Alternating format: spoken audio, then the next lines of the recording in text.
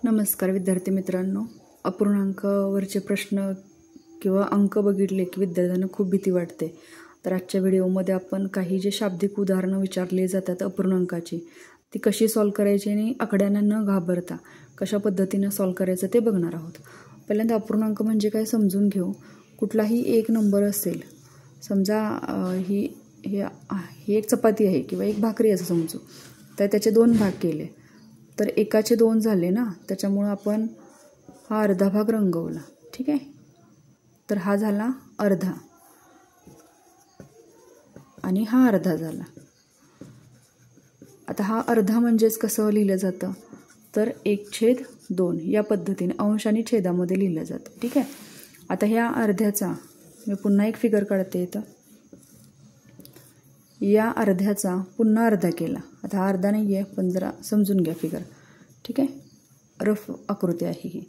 तर या अर्ध्याचा पुन्हा अर्धा केला तर हा झाला पावभाग. ठीक आहे, आपण म्हणतो ना चतकोर भाकरी किंवा चतकोर चपाती, त्या पद्धतीने हा भाग झाला पावभाग. तर हा कसा लिहिला जातो तर हा 1/4 असा लिहिला जातो, म्हणजे 4 पैकी 1 भाग. ठीक आहे, या पद्धतीनं. त्यानंतर आता पाऊण भाग लिहायचा आहे किंवा हा उरलेला जो भाग आहे ना हा पाऊण भाग आहे. हा अर्धा आणि 1 पाव भाग. तर हा लिहिला जातो, इकडे लिहिते मी, हे 3 भाग म्हणजेच 3/4 या पद्धतीनं लिहिलं जातं.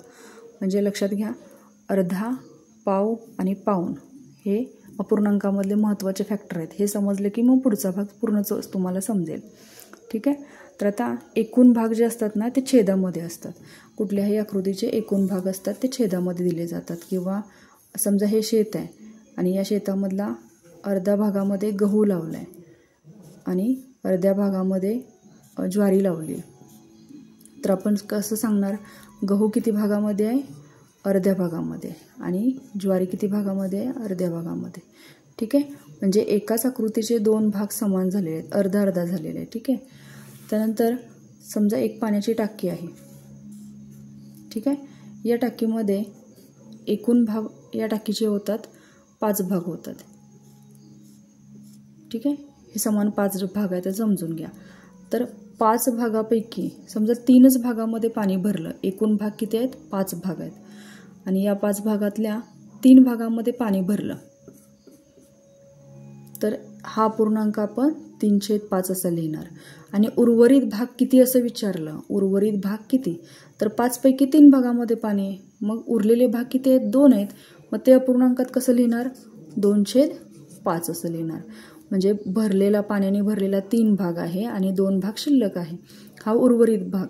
म्हणजे एकूण भाग लिहिताना लक्षात घ्या छेदामध्ये लिहिले जातात आणि जे काही उरलेलं असतं किंवा भरलेलं असतं ते वरती लिहिलेलं असतं. ठीक आहे, एवढा भाग समजला असेल तर एक प्रश्न घेऊया, म्हणजे तुमचा पूर्णपणे सॉल्व होईल तुमच्या मनातली शंका.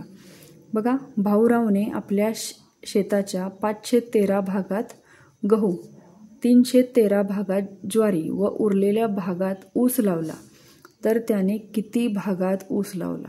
आता इथं विद्यार्थ्यांची गफलत काय होते की 5/13 म्हणजे किती, 3/13 म्हणजे किती. प्लेन आकडे असतील तर तुम्हाला काही टेन्शन येत नाही, पण हे अपूर्णांक बघितला एक घाम फुटतो. अजिबात घाम फुटून देऊ नका, तुमचा प्रश्न लगेच सॉल्व करून देऊ.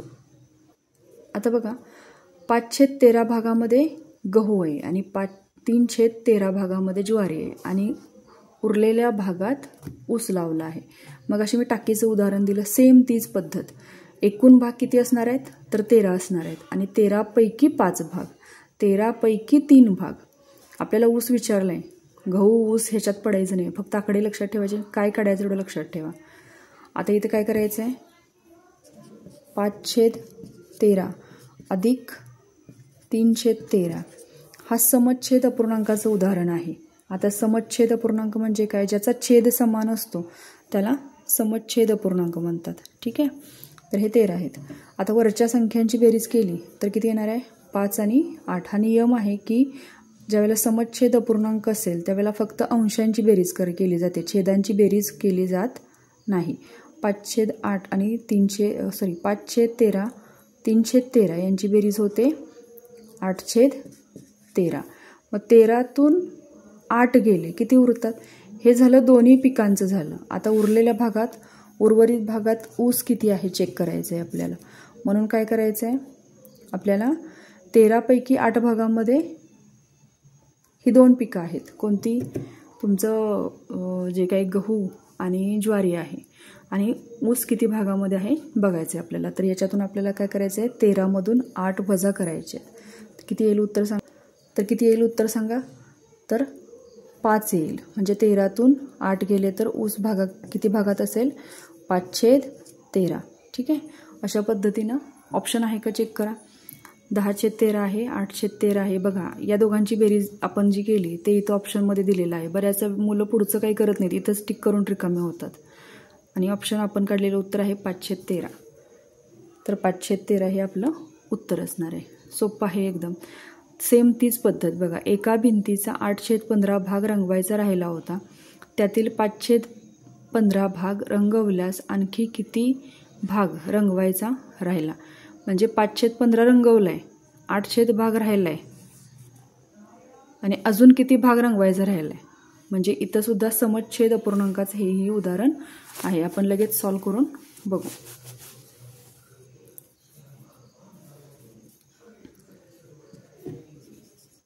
(8/15 अधिक 5/15). तर यांची 8 आणि 5 13 होतात. 13/15. चला 15तून 13 मायनस केले, किती उरले, तर 2/15.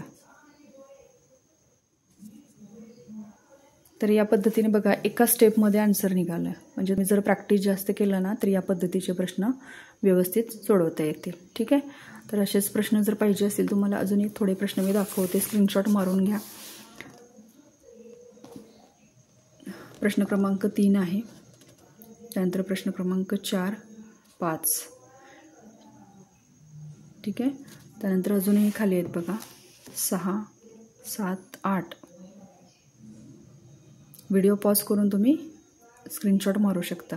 तर असेच व्हिडिओ आपले शेवटपर्यंत बघत राहा. आणि काही प्रश्नांच्या मध्ये शंका असेल किंवा एखादा प्रश्न सॉल्व्ह होत नसेल तर त्या प्रश्नाचं तुम्ही क्वेश्चन नंबर टाकून कमेंट सेक्शनमध्ये तुम्ही मला सांगू शकता. धन्यवाद. व्हिडिओ आवडल्यास लाईक, शेअर आणि सबस्क्राईब नक्की करा.